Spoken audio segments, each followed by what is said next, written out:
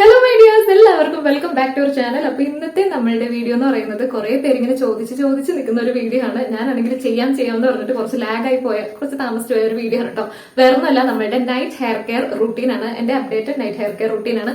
അപ്പോൾ എനിക്ക് ആ ലോങ് ഹെയർ ആയിരുന്ന സമയത്ത് നമ്മളൊരു വീഡിയോ ചെയ്തിട്ടുണ്ടായിരുന്നു. അതുപോലെ തന്നെ കുറച്ച് കാര്യങ്ങളുണ്ടെങ്കിലും എന്നാലും എന്താ പറയാ ചില വ്യത്യാസങ്ങൾ ഇപ്പൊ വന്നിട്ടുണ്ട്. അപ്പൊ അതൊക്കെ നിങ്ങൾ ചോദിച്ചിട്ടുണ്ടായിരുന്നു, വീഡിയോ വേണമെന്ന് പറഞ്ഞിട്ടുണ്ടായിരുന്നു. പിന്നെ രാത്രി ഇങ്ങനെ കിടക്കുമ്പോൾ മുടി കെട്ടിവെക്കണേ, ചെറിയ ഹെയർ ആകുമ്പോഴേക്കും നമുക്ക് കെട്ടിവെക്കാൻ വേണ്ടിയിട്ട് കുറച്ച് പണിയായിരിക്കുമല്ലോ. ലോങ് ഹെയർ ആണെങ്കിൽ നമുക്ക് ഒറ്റ എടുത്ത് ചുറ്റി അങ്ങ് കെട്ടിവെച്ചാൽ മതി. പക്ഷെ ഷോർട്ട് ഹെയർ ആകുമ്പോഴേക്കും തുമ്പൊക്കെ വരാണ്ട് നമ്മൾ നോക്കണം. അപ്പൊ അതെങ്ങനെയാ കെട്ടിവെക്കാന്നൊക്കെ ചോദിച്ചിട്ടുണ്ടായിരുന്നു.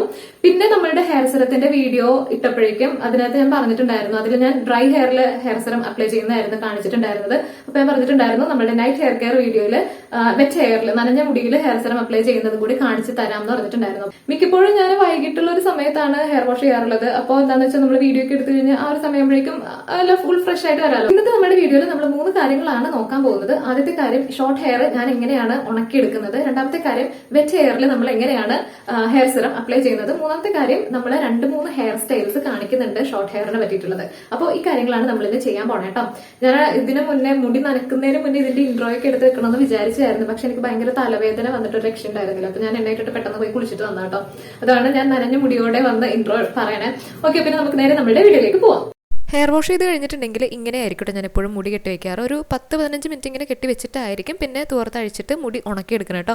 ഈ വീഡിയോ എടുക്കാൻ തുടങ്ങിയ അന്ന് എനിക്ക് ഭയങ്കര തലവേദനയായിരുന്നു. ഇപ്പോൾ ഞാൻ എഡിറ്റ് ചെയ്യാനിരിക്കുമ്പോഴാണെങ്കിലും ഭയങ്കര തുമ്മലും ജലദോഷമൊക്കെ കേട്ടോ. പൊടി കയറിയിട്ട് ഇപ്പോൾ എന്തൊരു രാശിയില്ലാത്ത വീഡിയോ പോലെ എനിക്കിപ്പോൾ സൗണ്ട് എന്തെങ്കിലും ചിലപ്പോൾ ചേഞ്ച് ഉള്ള പോലെ തോന്നുന്നുണ്ടാവും കേട്ടോ.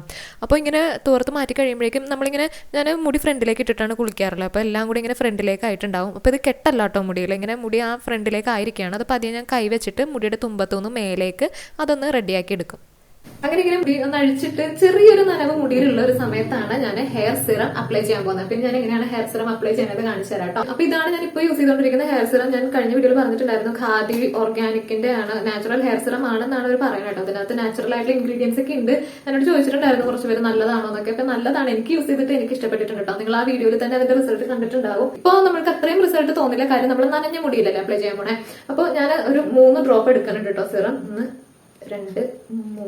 3 ഡ്രോപ്പ് സിറം എടുത്തിട്ട് നമ്മൾ കയ്യിൽ ഇങ്ങനെ വെച്ചിട്ട് ജസ്റ്റ് ഒന്ന് അതിനെ ചൂടാക്കി എടുക്കണം. നമ്മൾ എണ്ണയൊക്കെ ഇടാൻ നേരത്തെ ഇങ്ങനെ കയ്യിൽ വെച്ചിട്ട് ഇങ്ങനെ ഇതാക്കില്ലേ, അങ്ങനെ ഒന്ന് എടുത്തിട്ട് പതിയെ ചൂടെന്ന് ഭയങ്കര ചൂടല്ല, ജസ്റ്റ് ഒന്ന് ഇപ്പൊ കയ്യിലൊന്നും ഇല്ലാത്ത ഒരു ഫീൽ ആയിരിക്കും. എന്നിട്ട് നമ്മളിങ്ങനെ മുടി ഒരു സെക്ഷൻ ആയിട്ട് എടുത്തിട്ട് ഇപ്പൊ കയ്യിലെടുത്ത സിറം ആ ഒരു സെക്ഷനിലേക്ക് അപ്ലൈ ചെയ്യാൻ വേണ്ടിട്ട് നോക്കാം. അപ്പൊ അതുപോലെ ബാക്കിയുള്ള മുടിയിലും അങ്ങനെ തന്നെയാണ് കേട്ടോ ചെയ്യാറുള്ളത്. ഡ്രൈ ഹെയറിൽ അപ്ലൈ ചെയ്യുമ്പോഴേക്കും ഇപ്പൊ നമ്മൾ പുറത്തൊക്കെ പോയിട്ട് വന്നിട്ടുള്ളവരാണെങ്കിൽ മുടിയിൽ പൊടിയൊക്കെ ഉണ്ടാവുമല്ലോ.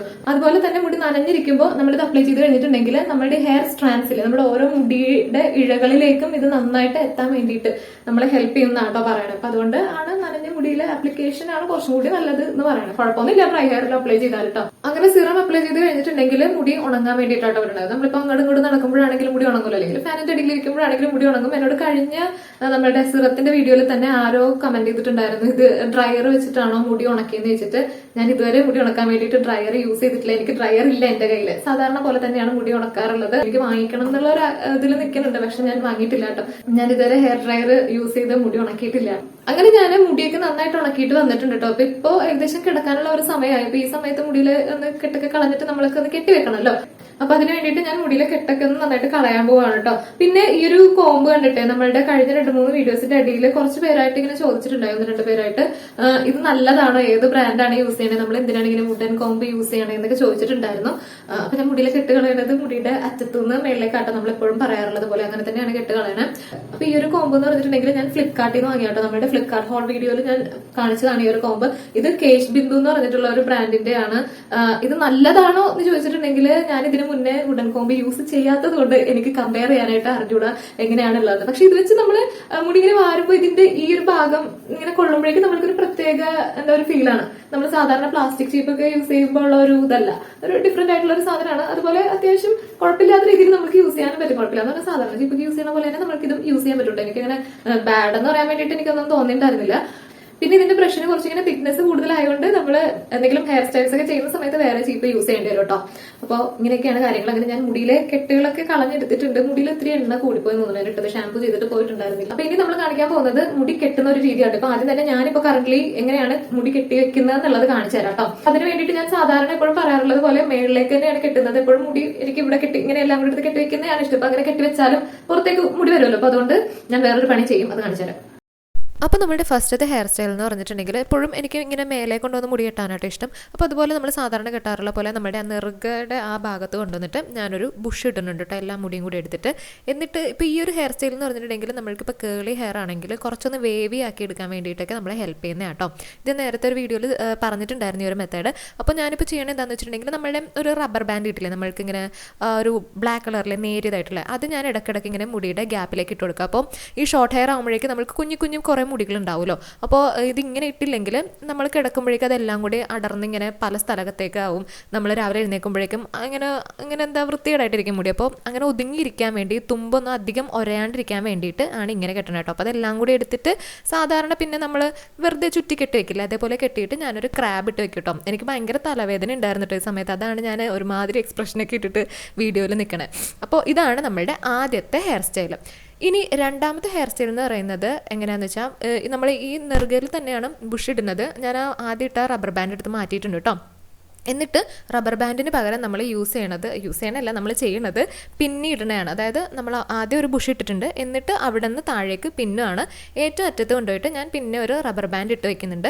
എന്നിട്ട് നമ്മൾ മുന്നേ ചെയ്ത പോലെ തന്നെ സാധാരണ നമ്മൾ ചെയ്യാറുള്ളത് പോലെ തന്നെ മേളിലേക്ക് എടുത്തിട്ട് ആ ഒരു ബുഷിൻ്റെ സ്ട്രെങ്ത്തിൽ നമ്മളത് ചുറ്റി ഒന്ന് കെട്ടി വെക്കുകയാണ് കേട്ടോ. അപ്പോൾ എന്നിട്ട് നമ്മൾ സാധാരണ ചെയ്യാറുള്ള പോലെ തന്നെ ഞാനൊരു ക്രാബും ഇട്ട് വെച്ചിട്ടുണ്ട്. നിങ്ങൾക്ക് എങ്ങനെയാണോ ഇഷ്ടം ആ ഒരു രീതിയിൽ ചെയ്യാട്ടെ. ഇതിന് പകരം ബുഷ് വേണമെങ്കിൽ ബുഷും ഇട്ട് വെക്കാവുന്നതാണ്. പക്ഷേ ക്രാബ് ആയിരിക്കും കുറച്ചും കൂടി ടൈറ്റായിട്ട് ഇരിക്കാൻ വേണ്ടിയിട്ട് നമ്മളെ ഹെൽപ്പ് ചെയ്യണം കേട്ടോ.